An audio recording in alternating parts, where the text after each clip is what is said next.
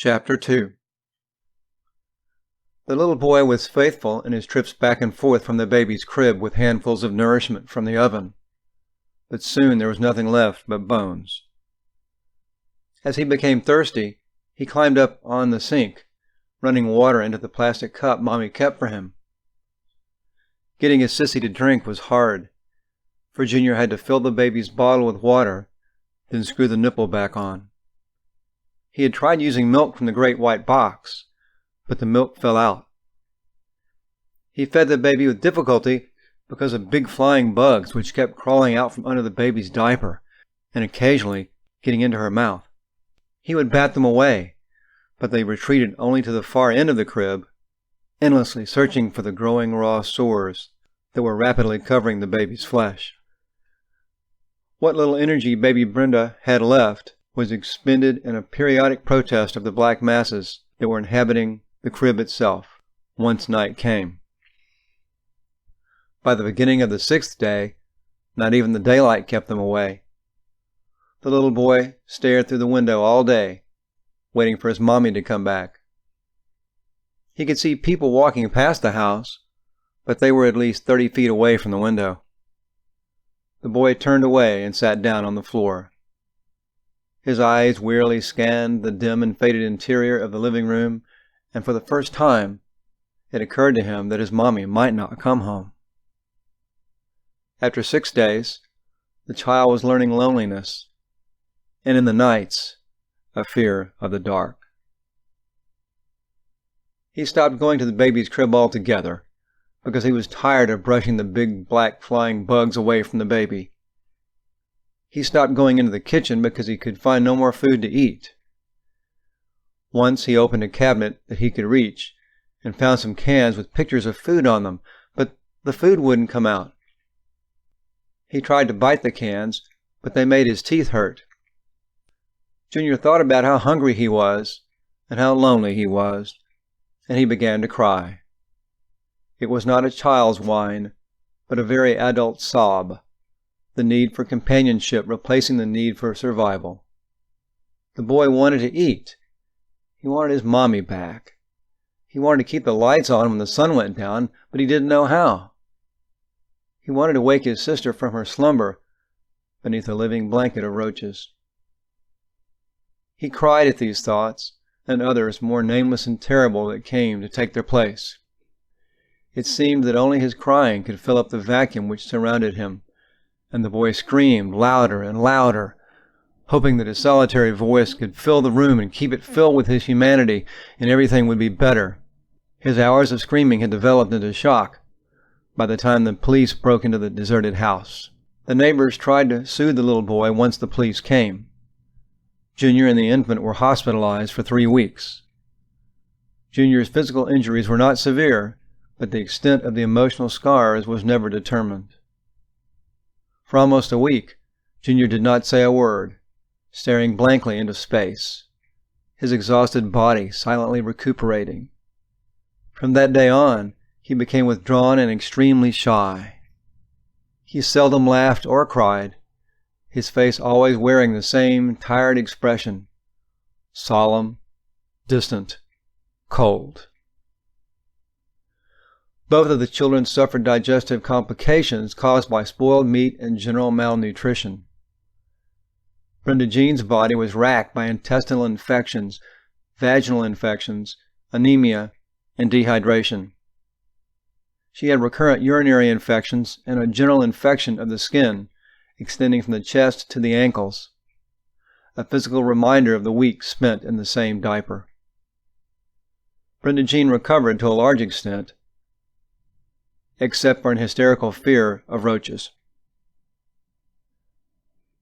The California courts decided that since the mother could not be found, and the father was not a suitable guardian because of his active military status, legal custody could pass to Louis' parents. Tammy Ann's parents denied the existence of any grandchildren. Betty Ann Campbell was by now middle-aged and recently remarried, having left Martin Campbell shortly after her son left for the Army. As soon as she received the phone call, Betty Ann bought a ticket for the train to California. A social worker met Betty Ann Campbell at the station in San Francisco. The next stop was the county hospital in Monterey, where she saw the children for the first time. Today, they met at the courthouse, where the two women were shown into the offices of a kindly older man. "Judge Hopkins, I'd like to introduce Mrs. Betty Ann McGuire." "How do you do, Mrs. McGuire?" the judge said, extending his hand. "Pleased to be here, Judge." "I can't tell you how pleased we are that you could be found. That you could be here." The judge motioned toward his desk. "Wouldn't you like some coffee while we talk?" Betty Ann nodded automatically, listening to these two strangers. "Pleased to be here," Betty heard again in her mind. Just how pleased were these children to be here, she asked herself grimly. First there had been the phone call. Something about two children left abandoned in an old apartment in Monterey, and they were identified as Lewis Campbell's children. My Lewis? The thought was monstrous. Would I come to see them? She remembered being asked. Why, of course. There had been the hurried reservations for the train, the trip across some of the most wonderful and then the most God-forsaken territory Betty Ann had ever seen in her 42 years. And for what? She asked herself again. Only today had the judge's innocent remarks suddenly become clear to Betty. He's asking me to take custody of the children, she thought inwardly. Lewis' children. Betty Ann remembered seeing Brenda and Junior in the Monterey County Hospital. Lewis had never come back to West Virginia after joining the Army. Yesterday was the first time Betty Ann had ever seen her son's children, and how her heart went out to them. Junior, the boy, was big enough to walk, yet he just sat in his little chair, staring out the window. Wouldn't even speak to me, Betty Ann remembered. Her eyes misted as she thought of the little girl, Brenda, at one end of the hospital bed, her body covered with sores. Betty Ann had listened in awe as the attending physician explained the condition of the house where the children had been found, the condition of each child upon their arrival at the hospital. What was it he had said? Something about roach bites on the baby? Betty Ann shook her head even now, unwilling to accept such wild tales. She would visit Monterey tomorrow, she promised herself, and see this apartment personally. Perhaps find out where in the hell that little wife of Lewis had taken the middle boy. What was his name? Eddie. He had just flat disappeared. They had found no trace of him. My Lewis would not allow such treatment, she was about to say again, when another memory entered Betty's mind. A lingering echo down the halls of a long-forgotten time that chilled her to the bone. Lewis, you get your ass in here right now. Mrs. McGuire, perhaps you didn't hear me. I said, will you consider accepting the children into custody? Betty Ann sipped the hot coffee to collect her thoughts. She remembered her second wedding just last fall. Betty Ann Campbell, soon to be McGuire, stood in the vestibule of the courthouse in Maryland, comparing herself with a tiny young girl across the hall, also getting married this day. So thin, Betty Ann thought, with a tinge of jealousy. Betty Ann stood nervously in her yellow dress and flowered hat and, for a moment, felt embarrassed and silly. What was she, a mature woman over 40, doing getting married again? The idea sounded ridiculous now. Perhaps she should walk out, as she had walked out on Martin Campbell 3 years before. Betty Ann stepped quickly into the restroom for a last-minute touch-up and frowned as she considered the image before her. All her life, Betty Ann had been a well-built woman. She had the physique of someone who had spent years in hard physical labor and had grown used to it. She had a hard line for a mouth, but blue-green eyes that twinkled more often now than in the truly hard times of the Depression when she was raising Lewis. Betty Ann had dropped out of school in the 8th grade to support her family, getting married at 18 to a man who did not hesitate to knock her across the room with the back of his hand for real or imagined crimes. Being young, she had not defended herself, but after 4 children and 15 years of married hell, Betty Ann learned to control her own life, even to unleash her natural temper when necessary. Who was to say she could not get remarried at 40 and start over again? Betty Ann Campbell had met life on its own terms and won. Satisfied at this interpretation, Betty Ann prodded her hair one more time and thought of her soon-to-be spouse, John McGuire from Frederick, Maryland, a divorced man who was also starting over after an unhappy first marriage. John was thinner than Betty and a little taller, with black-rimmed glasses framing his green eyes, which peered out from under shaggy eyebrows. John had spent his early years on a dairy farm with the Harrisons, a family who took him in after he ran away from home. The son of an alcoholic father, John had simply walked away from home one day. His only comment on those years was, "You learn a lot when you get knocked around." The Harrisons led a life of relative seclusion in the rolling pasture land of western Maryland. John married young, like so many during the Depression, but as the years went by, it became apparent that the marriage wouldn't last. His first wife tried to understand him, but John McGuire possessed a childlike spirit that never truly adapted to the world of adults. He was the kind of person who saw life through the eyes of a child. He could hold down an adult job with the best of his peers, but just as easily get down on his hands and knees with children to play marbles, or go down to the basement and build go-karts for them. This kind of attitude could be maddening sometimes, but Betty Ann understood and accepted him. Just last week, while she and John were visiting the doctor for the blood test, Dr. Smith took Betty Ann aside, saying, "Betty, I think I ought to tell you that you have a child on your hands, and he'll probably be that way the rest of his life." Betty Ann just smiled and said, "I know, doctor, but I'm going to keep him anyway." Betty Ann sipped her coffee, which was considerably cooler now, and turned towards Judge Hopkins. She knew now what John would want her to say. "Yes, Judge, my husband and I will take both the children into custody if that's all right with you. In fact, can I use your phone to call him right now?" Betty Ann took the children back to Maryland in the 3-story apartment building she and John owned. They would not be alone. Great-grandmother Stewart and Betty Ann's oldest daughter Jean lived on the 3rd floor. The other daughter, Martha, and her family lived on the 1st floor. Children and grandchildren from prior marriages, this was the family which grew first into Brenda and Junior's consciousness. The years unfolded gently for the two youngsters, each season holding as much pleasure and joy as the first months had held pain and loneliness. Junior wondered about his mommy and little brother for yet a little while, but these memories soon dimmed. When Junior and then his sister grew to school age, they became a familiar sight to the neighbors as they walked to school. Brenda and Junior had played together all their lives, and it seemed only natural that they would go to school together. Other children teased Junior about hanging around his little sister. He didn't mind until they started taunting her. He got into a lot of fights about that. Once a week for almost 6 months, Junior would come home with the girl crying at his side, and he with a bloody nose, the trophy of his devotion. Granddaddy told them that whenever the bigger kids attacked, they needed to grab whatever was available and fight back. Granddaddy held boxing sessions in the basement. From then on, whoever wanted to pick on the girl had to face the formidable wrath of the older brother. The first days at school were scary for the shy Brenda Jean. The rooms opened into cavernous, covered walkways leading into the main brick building, which held the cafeteria and the principal's office. The school had water fountains, but Junior and Brenda wouldn't think of drinking out of them because the water always tasted gritty and metallic, no matter which fountain they tried. Once Brenda gazed up at the ancient plaque outside the teacher's office, which had the numerals 1935 carved into it. No wonder the halls smelled funny, she thought. The walls had collected the smells from years and years past, extending into an era before she existed.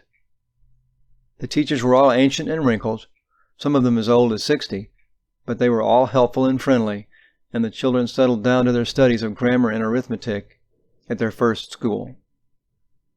When Brenda was 4, her grandmother showed her a paper with writing on it that said her daddy was coming for a visit. Brenda was excited, having no recollection of a daddy at all. The closest thing to a daddy was grandfather, but he was much older and his name was different. This new dad had the same name as Brenda and Junior, and grandmother said he even looked like them. Brenda couldn't wait to tell the other kids. He drove in that night, and Brenda Jean was bitterly disappointed that he did not visit her room. The next morning he was sleeping, but as she tiptoed past the couch downstairs, she got her first look at him. He seemed a great bear of a man, with his legs dangling awkwardly off the end of the sofa. His nose was just like grandmother's. His dark blonde hair was cut so short that each hair stood on end. After he awoke, Brenda followed him around all day, awed by the velvet sound of his voice, the resonance of his boots on the hardwood floors. The night after he arrived, Louis did visit Brenda Jean's room. The little girl lay enveloped in her familiar blankets, peeking over the covers at the massive profile before her. "You're tired, aren't you?" the profile said. "Oh no," she yawned. Louis bent over the bed and lightly kissed the girl's forehead. She felt a wave of elation wash over her, as it had so many times with grandfather. She closed her eyes and watched the gentle colors that played against her eyelids when they were closed. She was happy to be with her daddy. Brenda drifted into a light slumber. It was a while before she realized he was still with her, patting her. Then she felt hands, big hands, around her waist, on her gown, pulling up the gown, checking the panties as if they might be wet. The bed lifted up, and she heard a clicking sound, then a skidding sound, like a coat when grandmother zipped it up. What was he doing with his clothes? He turned the lights off. Why did he turn the lights off? Grandmother always left them on. Brenda had not opened her eyes so Daddy would think she had obediently gone to sleep. Blessed with an extraordinary sense of hearing, she could visualize the room and the sounds within. Her daddy was still in the room, judging by the weight on the bed. A nameless fear crept into the girl's consciousness. Opening her eyes, she watched her daddy's silhouette outlined against the wall as he sat next to her. "Daddy," she whispered, "would you turn the lights back on?" "No, I can't right now." The room moved. The bed was swaying beneath her. "Daddy, what are you doing?" "Shut up." Brenda could not see her father lying face up in the darkness, his face contorted in alternating spasms of delight and torment as he stroked his erect penis. "Brenda," he whispered into the eternal night. "Brenda." "Yes, Daddy?" "Brenda, no matter what, I want you to know I'll always love my little girl." The shadow got up from Brenda's bed, dressed, then left the room. In an instant, Brenda jumped out of bed, her feet slapping the hardwood floor, and she flung the light switch on, flooding the room with the comforting light. Her heart leaped in her chest, and she did not know why she was afraid. Saturday dawned clear and cold. Brenda lay quietly in her bed, watching the clouds roll across South Mountain, thinking. John McGuire's voice echoed down the hallway. "Junior? Louis? Brenda? Come eat breakfast." She did not like hearing that other name used along with hers and Junior's. "Hi, son," Louis boomed, slapping Junior on the shoulder. "Hello," Junior replied quietly, shrugging off his daddy's gesture of friendship. Louis visited the neighbors and drove into town to visit some buddies from Korea, but Brenda did not follow his movements with the same fervor as she had the day before. Louis hardly saw either one of the children until dinner that evening. It being Saturday, Grandmother fixed a picnic lunch, and dinner was almost like Thanksgiving. Grandmother was happy to have her son home, but that night Brenda wished he hadn't come. Daddy tucked her into bed as before, then he turned the light off. The peculiar fear gripped Brenda as before. Her daddy, a ghostly shadow again, was moving back across the room. He seemed to move quicker in the dark. She didn't realize how close he was until he touched her on the shoulder. Brenda lay with her face toward her pillow, and her heart pounded furiously. She felt Louis' hand rubbing her back. "Daddy, please don't do that." "Oh, darling, of course you want me to. It feels good, doesn't it?" Brenda thought for a moment. Yes. There was a chuckle in the darkness. I just want to make my little girl feel good, Lewis said. Brenda lay silently, glad to be Lewis' little girl. The sound of labored breathing cut through the darkness. Daddy, are you sick? No, darling, I'm just fine. Don't worry. The hand had moved from her back to her belly, at first lightly, but then the pressure was unbearable. Brenda groaned. She felt a bear-like paw between her legs. The hand maneuvered onto her buttocks. She squirmed, but she could not get free. The hand kneaded and shaped her thigh, then removed itself. Something else took its place. Along the inside of her thigh, Brenda could feel the cold metal of Daddy's wedding ring on his finger. She felt the ring as he plunged the ring finger into her, and a stabbing pain made her head reel. Brenda opened her mouth to scream, but Daddy already had his hand over her mouth and had pushed her head into the pillow. Brenda could only count the spasms of pain each time the finger emerged and re-entered her. Time stood still. Brenda fought to hold back the tears, praying that the tearing pain would soon be over. The pressure on her head eased enough for her to raise up from the pillow. Daddy, she whimpered, please stop hurting me. Be quiet now, stop, Lewis said breathlessly. The terrified girl nodded affirmatively, and Daddy eventually withdrew his finger and lay on the bed beside her. Brenda didn't move. She did not open her eyes. She felt, rather than saw, the bed move rhythmically. She did not want to know what Daddy was doing. Afraid Daddy would hurt her again, she clenched her teeth in anticipation. Her back hurt. She felt funny. She had to go to the bathroom. She thought she would be sick. Why won't he just go away? She moaned to herself. What are Daddies? She thought after he left. Why did he hurt me? Brenda wanted to cry, but was afraid he would come back. She wanted to go to the bathroom, but it was downstairs, next to his couch. She didn't dare do that. She slept fitfully. The next morning, Brenda tugged at her grandmother's apron as she prepared breakfast. What is it, child? Betty Ann asked absently as she stirred the bubbling pot of cornmeal mush. Grandma, what are Daddies for? Betty Ann stopped in the midst of a bacon flip. Wiping her hands on the apron, she knelt beside the little girl. Land's sakes, child, what kind of question is that? Betty Ann asked with a smile. The little girl watched her grandmother, then blinked, her eyes glistening like great blue orbs. Betty Ann coughed, seeing the earnest look in the child's face. Well, I guess you could say that Daddies are teachers. They aren't around all the time, but they teach you things and make you happy. Do you understand, Brenda? The little girl nodded and, turning, walked silently down the hall to her room, wrapped in this new thought. Betty Ann shook her head, then turned her attention back to the bacon. Brenda flopped down in the middle of her bed, facing the window that looked out onto the town square, pondering grandmother's words. She had intended to reveal the occurrence of the night before, but something stopped her. Grandmother's explanation merely blurred the clouded vision Brenda had of her daddy. The whole episode seemed unreal, bizarre. Brenda skipped downstairs to play with Junior. Grandmother must be right. Things would be better, of that she was sure. Daddy did not mean to hurt her. He was unsure and fumbling in his attempts to educate his daughter. Time would fix everything. Yes, of course that was it.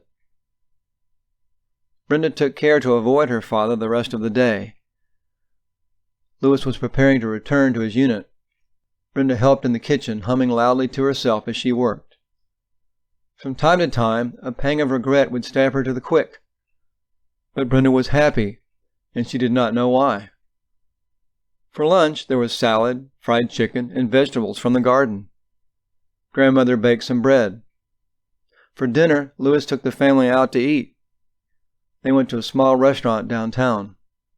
From there, they went to the bus station. Lewis said goodbye to everybody, then noticed a tiny waif half hidden in Betty's skirt.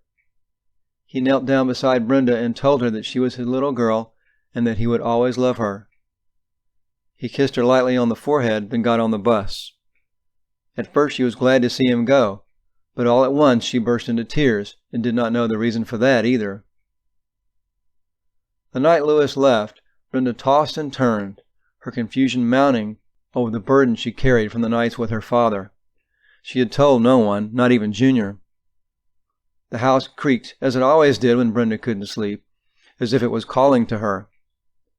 At last, Brenda slid out from under the sheets and padded down the hall toward the kitchen. A glass of milk might help her sleep. One light was still seeping out from under a doorway. Brenda recognized great-grandmother's room. "Brenda Jean?" The word was at once a question and a command. Brenda Jean eagerly opened the door and stepped across the glowing tile. Great-grandmother was not one to be disobeyed. Even Betty Ann McGuire bowed to the imperious glare from Elizabeth Stewart. Great-grandmother had a salty tongue to match that glare, another byproduct of her 80 years on the planet. Elizabeth Stewart had outlived 2 world wars, a major depression, and 3 husbands. Could have handled a 4th had a suitable one become available. The book she read probably described her best as one who spoke with authority, for when she spoke, everyone listened. Great-grandmother was seated in her rocking chair with the Bible open in her lap and with Sparky the cat rubbing his fur along the bottom rung. Elizabeth beckoned to the little girl. "Come here, child. Come sit by me and listen." Brenda came forward, glad that Gamma was awake at this late hour. "We are in the book of Acts, aren't we?" the old woman said, peering over her bifocals with a passionless stare. Brenda nodded. "Very well, then. Let me get on with the Lord's word. Damn cat made me lose my place right before you came down the hall." Elizabeth let the child sit at her feet while she read the Bible. The words she spoke were beautiful. It sounded like a long poem. After a while, her mind cleared by the ringing words, Brenda asked permission to go back to bed, where she slept soundly through the night. The evenings with Sparky and great-grandmother lengthened into months, as the episode with Lewis diminished in Brenda's memory to almost nothing. John and Betty Ann moved out to the country to a new house on Oak Creek Drive. Brenda and Junior were the only children in the house now, and the rural neighborhood was delightful to the small newcomers. Brenda spent long hours walking the boundaries of the 1-acre lot. Almost every home in Frederick was built on a hill, and Brenda delighted in the steep grade that adjoined their own. A slim stretch of woods at the rear of the property became her private playground. Brenda spent hours among the ferns and wildflowers. In the house, Junior was ecstatic over the coal cellar downstairs, but Brenda was most intrigued by the view from her second-story bedroom. The window looked across the treetops of nearby woods to a massive wall of rock, the South Mountain Range to the east. For the next 4 years, Brenda's memory would be imprinted with the outline of that towering range. As she gazed longingly at it, Brenda felt she could almost glimpse the future held at bay in the easterly plains beyond. The children loved the countryside, especially the many animals, both domestic and wild. One day in December, while driving home after church one Sunday, John saw a motionless creature in the icy road ahead. Stopping the car to inspect the furry obstacle, he returned, holding the animal by the scruff of the neck. "Here," he said, tossing the cat into Brenda's lap. The cat relaxed in her arms and stretched its body over the girl's, giving her the sightless look of complete trust common to all infants. It wasn't until much later that Kitty was discovered to be a 3-week-old bobcat. For months afterward, Brenda fed the cat on milk, then meat. She was looked upon by Cat as his mother, and he was her baby, and that was the only bond they needed. Brenda and the cat loved and protected each other. When Brenda needed discipline, Grandmother wisely waited until Cat was out of earshot before administering it. The cat had all the habits peculiar to his race. Sunning himself for hours upon the second-story balcony, he could sense strangers approaching, jump up and leap halfway out into the yard in the blink of an eye. His territory was always protected in this manner. A stranger could retreat or yell for Brenda's assistance, either of which satisfied Cat. In the same way, Cat respected others' territory and would never prowl outside of the yard. His code of ethics was clean and absolute. His claws could be cruel, but an unwelcome invasion of his territory deserved no less. It was a long time before Brenda saw the wisdom of his code. It was to be even longer before she could imitate it. Next door lived 2 German shepherds, whose only pleasure in life was to taunt Cat and make his life a misery. Noticing Cat sunning himself on lazy sunny days, they would stand first at the border of the yard, then closer, barking mercilessly, trying to disturb Cat's slumber. Absorbing his daily portion of abuse, Cat would leap off the balcony and pursue the dogs back to their own yard, then return to his much interrupted sleep. Time and time again this game would continue, until one fateful day in September. The shepherds had become a little too confident in their running ability and ventured far into the middle of the yard to harass Cat. He arose, and they realized too late their mistake. Calling up all the fury a wild animal carries in its soul, Cat flung himself from the balcony, far overshooting all previous distances, and still not touching the ground, landed squarely upon the head of one of the dogs.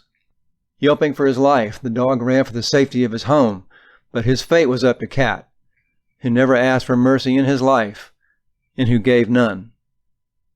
For a full 5 minutes the cat wrapped himself about the dog's head, clawing at the eyes of the terrified animal.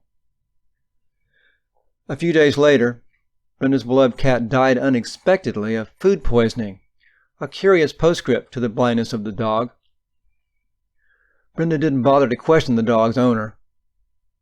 The dog had lost his eyes, her cat its life, but the sparks of his wisdom were flung out before his end and landed somewhere deep in Brenda's soul, to be revealed at a later time. The children often played with toys that Grandfather made.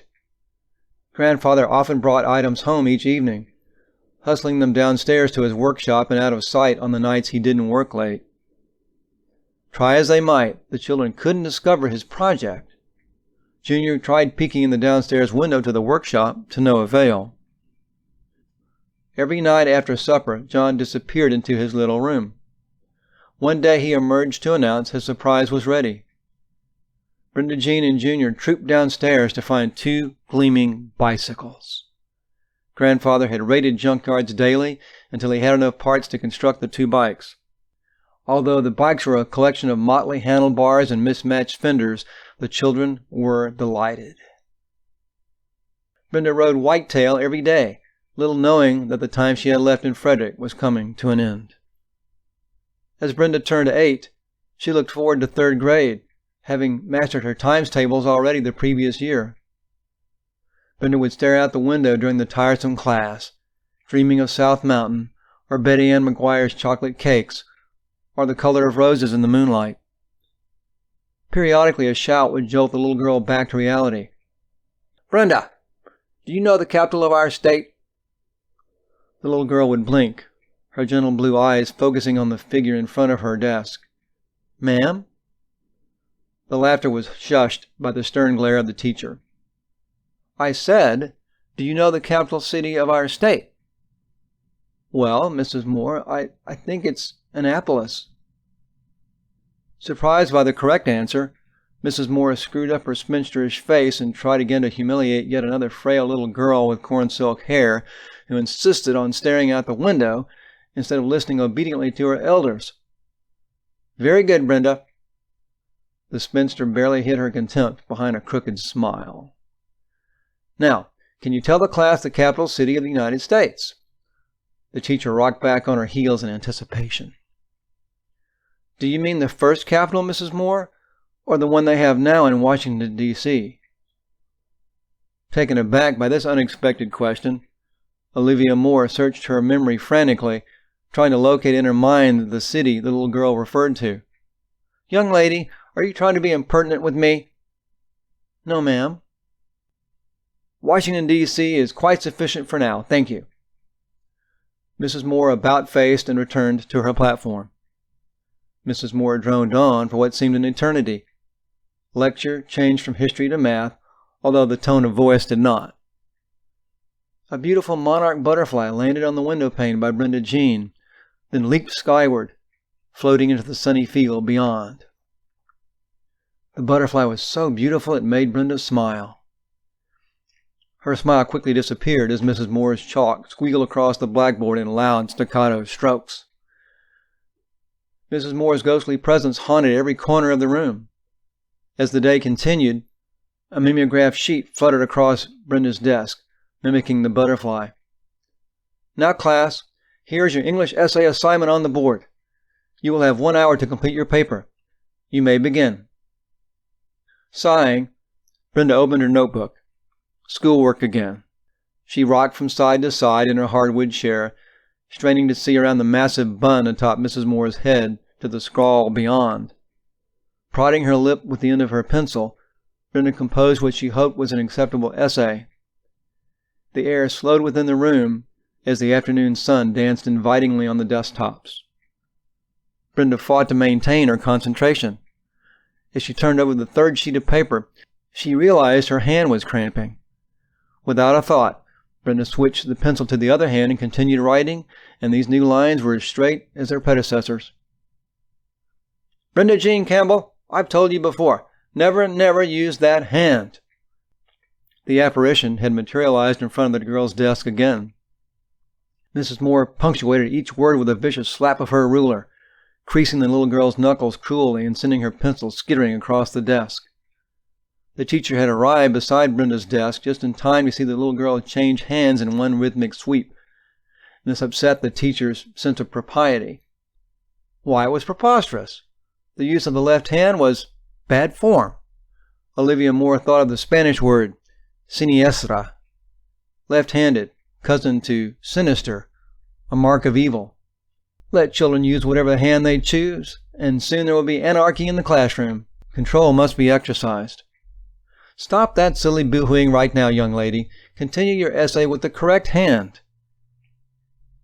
Mrs. Moore watched out of the corner of her eye, making sure that proper class control was being exercised.